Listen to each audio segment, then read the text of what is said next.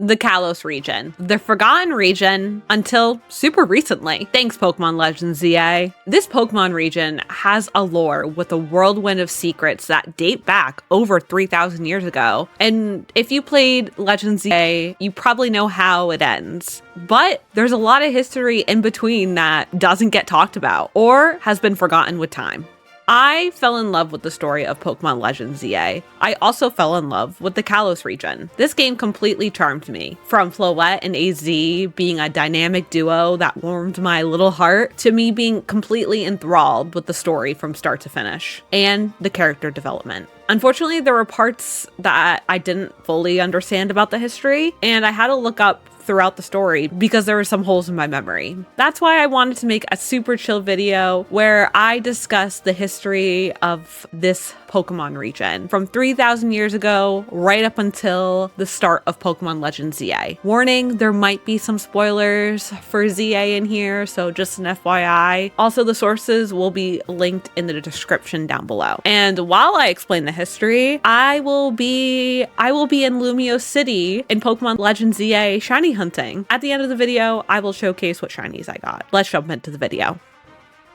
Right, let's flash back over 3,000 years ago. Wild to think about, I know. AZ, we know him. He was actually the first king of Kalos, and he was able to unify the region because he developed incredible technology around that time. They were scientific advancements that we still don't know how he was able to create, but they were able to help the region. Something I found interesting when I was doing research and looking up quotes from Pokemon X and Y, there was a clear gap between the haves and the have-nots. It's a core theme throughout Pokemon X and Y. Because the region was thriving, there was a clear divide between prosperity, so the haves, and because of AZ's technology, this brought progress within the region and advancements within the region, but there was people being left behind, so the have-nots. And the have-nots started to grow envious of the haves. They started to grow envious of the scientific advancements.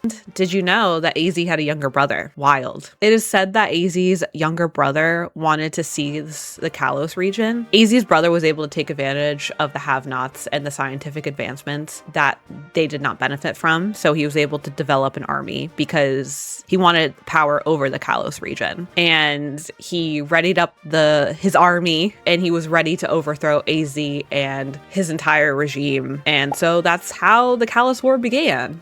Between two brothers. One just wanted power and he was greedy, and the other had scientific advancements that wanted to help the region. Wild how that happens.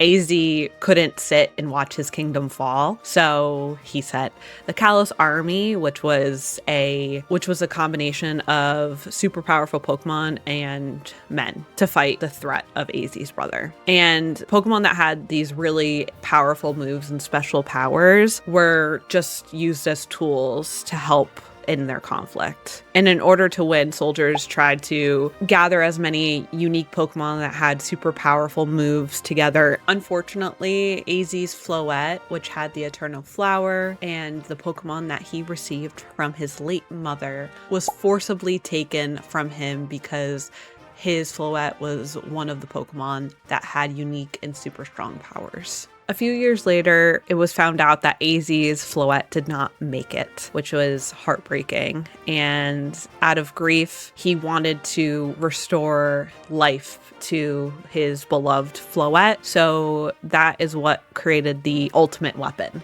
This machine was actually powered by the light energy of Xerneas and or the energy of Yveltal. It depends on which game you played, but in Pokemon Legends ZA, it said both legendaries powered the ultimate weapon. And how AZ was able to get these legendary Pokemon is that Xerneas and Yveltal intervened during the war, either rescuing wounded Pokemon or absorbing countless lives. So when it reached the end of its life cycle, it was weak because it did so much during this Kalos war. And these legendary Pokemon were captured by AZ, and that's how he was able to power the ultimate weapon. So that's a fun little fact. I know it's explained in X and Y, but I remember being super confused by it. So he used the ultimate weapon to bring back his Floette, but after he successfully revived his Floette, he was still overcome with so much pain and hatred for what happened to his beloved Pokemon. So he decided to convert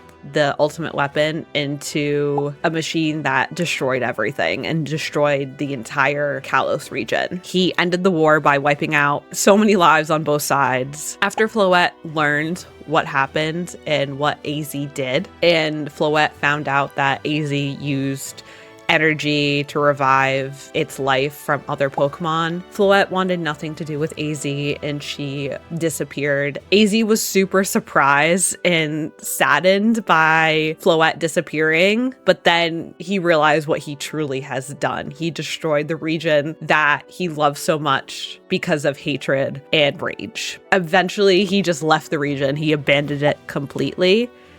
And the only thing he brought with him was the key to the ultimate weapon. Eventually, he started to wander around the Pokemon world just searching for his companion. And that's when the Kalos Kingdom met its end. And I found a very interesting quote from the game director, Suda. He confirmed that AZ was not only immortal, but he also was able to have an extraordinary stature because his body was exposed to the ultimate weapon's energy. He does age, but his body slowly deteriorates till end of his days. And the exact quote is, AZ used a machine to bring this beloved Pokemon back to life. By doing so, he gave his Pokemon eternal life, and he was also affected by this. Part of that was turning into a giant and still living even after 3,000 years have passed. However, unlike his Pokemon, he still grew old. So while he was growing old, his Pokemon didn't, even though his Pokemon was in hiding because she wanted nothing to do with him. And as AZ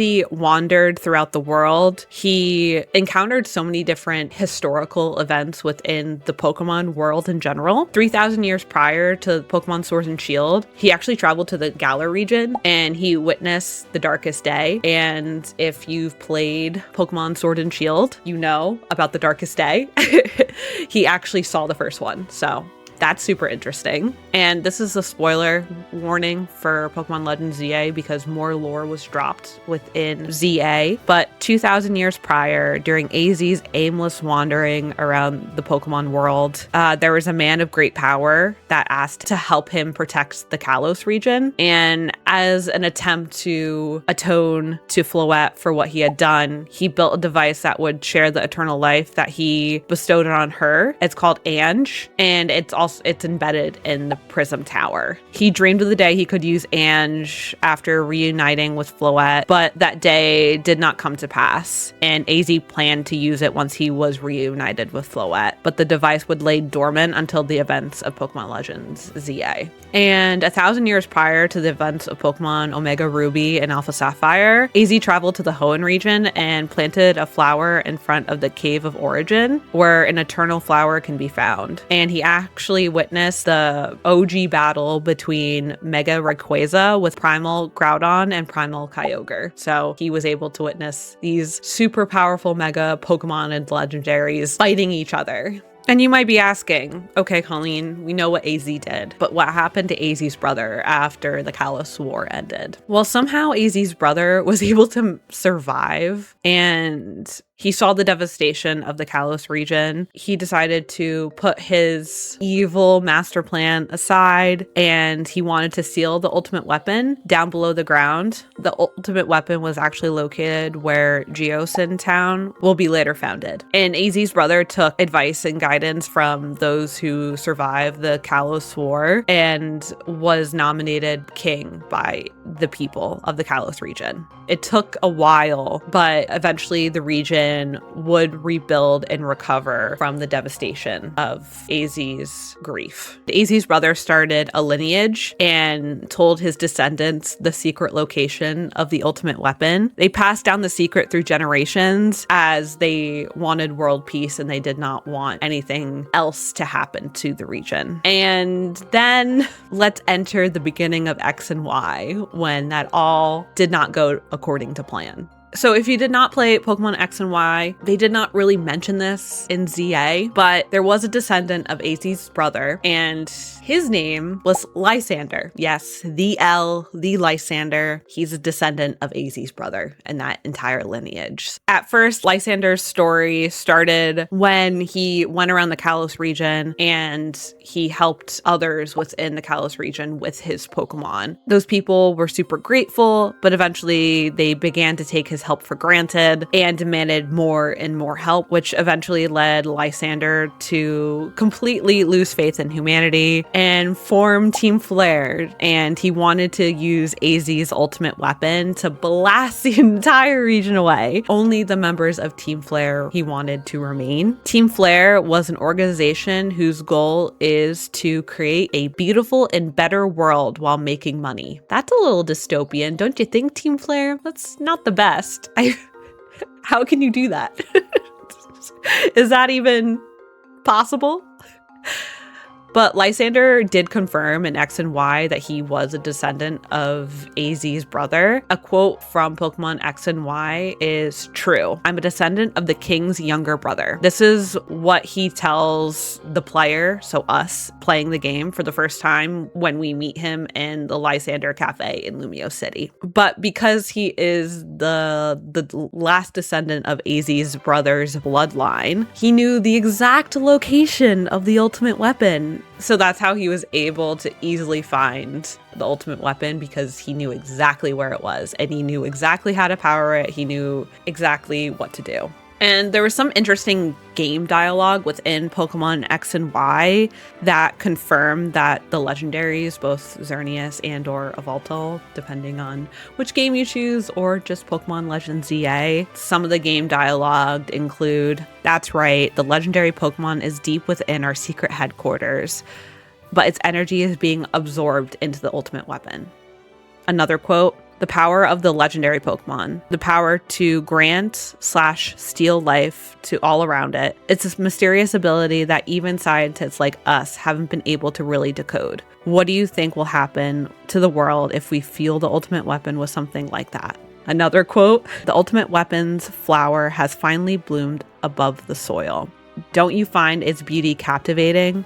As we speak, it draws the energy from the legendary Pokemon. Lysandre literally had a blueprint and knew what to do.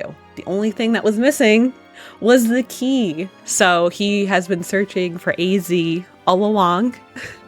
All this time, he wanted to find AZ, his great uncle. I'm sure there's more greats in there. Fortunately, Lysandre did capture AZ, the player, so us. We encounter AZ in the cell in the lowest levels of the Lysandre lab, where he discloses the history of the Kalos region and disclose what he did. So we battle Lysandre in Lysandre's lab in Lumio City. So we go over to Geosend town, where the ultimate weapon is and the secret headquarters of Team Flare is. We battle him again. We battle all these grunts. There's a lot of battling, unfortunately, in this game. Then we battle Xerneas or Yveltal, depending on which version you use.